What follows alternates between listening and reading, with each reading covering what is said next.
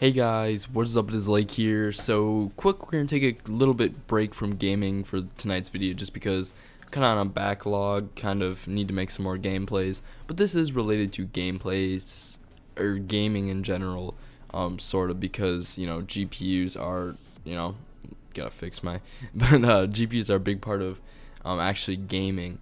So yeah, I'm gonna be talking about the AMD Vega that just kind of was showcased. This was a few days ago, but still I'm going to talk about it on this video.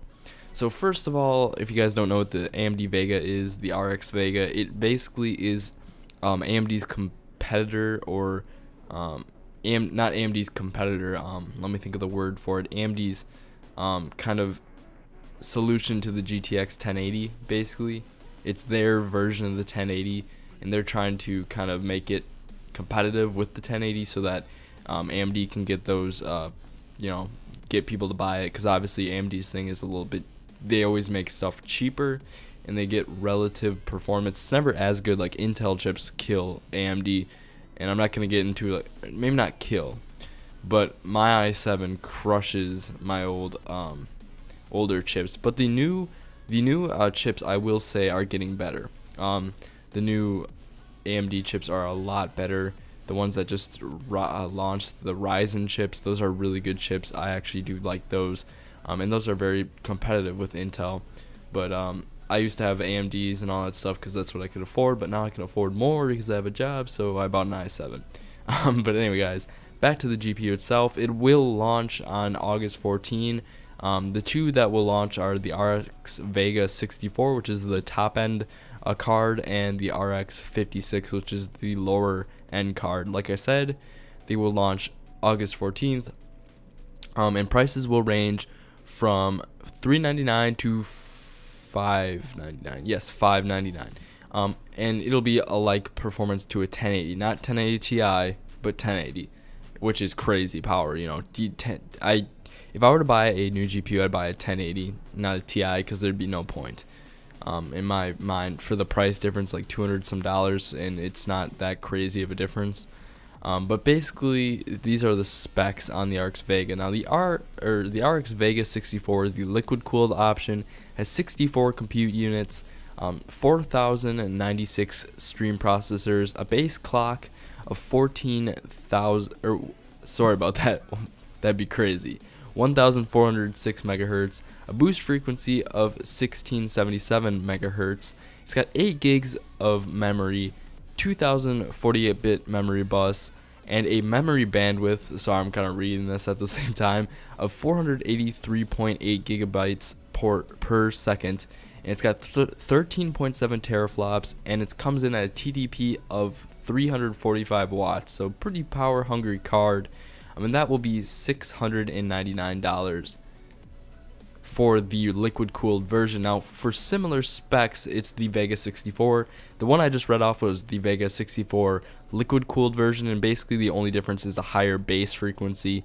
Same memory, same everything besides less watts. It uses 295 watts compared to the 345 watts on the liquid cooled version.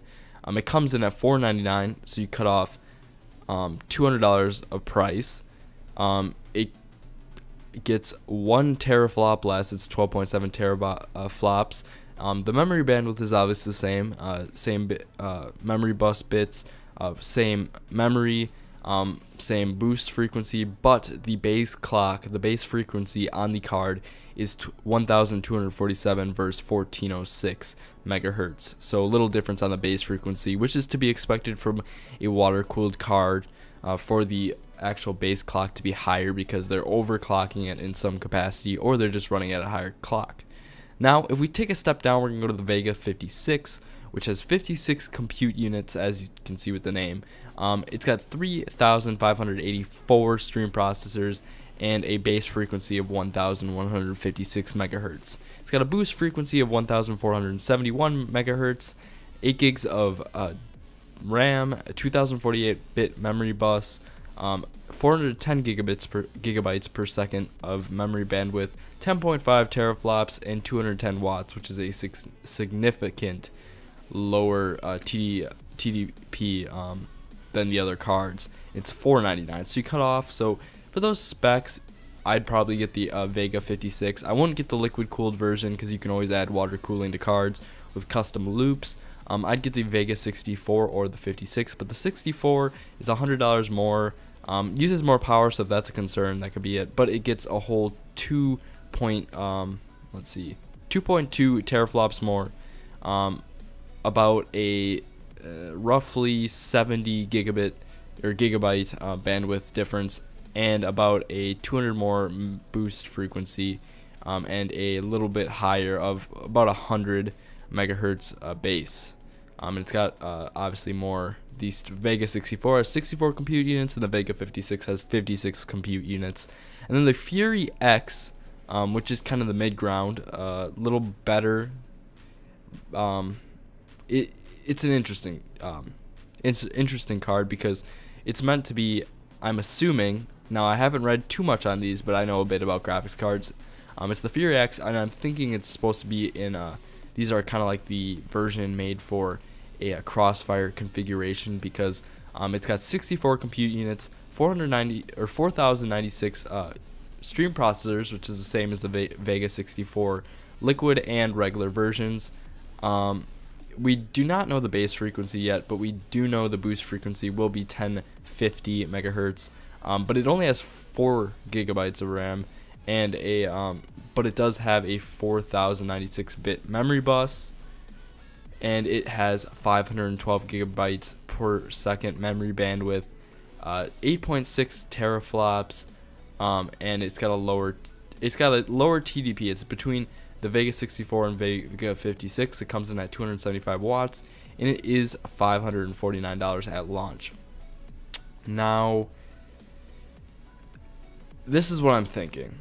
This is either going to be a chip that is used for a Crossfire configuration, because lower amounts of RAM, not that it totals up, it'll still be 4 if you Crossfire it, but that's what the 4 gigabyte version of the RX 480s were made for. Basically, I mean, you could just buy them and they're cheaper, but most people Crossfired them. But this might either be, I'm thinking of two things, so I haven't read up about this, so this is just my two predictions, because this is relatively new information and we don't know too much. But basically, I'm thinking this might be used, actually, this Fury X version, might be used for those miners. I don't know the currency they're running on now. It's been a while. Bitcoin is kind of back there now. It's not really as profitable as before, but I think it starts with an E, but there's some coin they're mining, and I think that's what that card's aimed for, so that those people buy those cards, the Fury X, and then the actual gamers and performance needing people get the other cards, because the memory bandwidth speeds are a lot higher. You get about almost 100 and some 10 gigabytes more than the 56, and about a good about 30 more gigabytes per second memory bandwidth, but it's got less teraflops. But I'm not quite sure what the point of that card is. I'll have to read it up and I'll tell you about it some other time. But I'm probably thinking more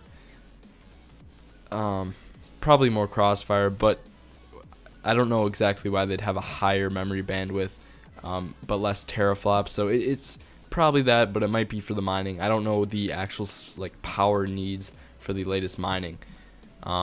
Now this does look like it can perform with the newer cards, because it can easily play 4K gaming. Just crazy. 100 and let me make sure of that. Let me read up, make sure other places have that same source of information. 131 FPS with the actual card on Battlefield 1 at 1080, and it's a playable about 60 FPS at 4K, and then at 2K it's a 98 FPS. So pretty good specs here on the actual FPS sides playing that game. And even Doom plays at 60 FPS at 4K and about 93 FPS at 1440p. So these are pretty crazy cards. The Vega 56 can get you 4K gaming in I know RX 480s could get you VR, but these definitely will tackle VR. These are a very great value card, even though there's still a lot of money for some people. $400 isn't even just for anyone. $400 is just not anything to throw around, but comes a lot cheaper than the 1080 and even the 1070. So if you want to check those out, obviously they launch August 14th, but with the GPU shortage we've been having lately, I don't know how soon you'll be able to get your hand on it.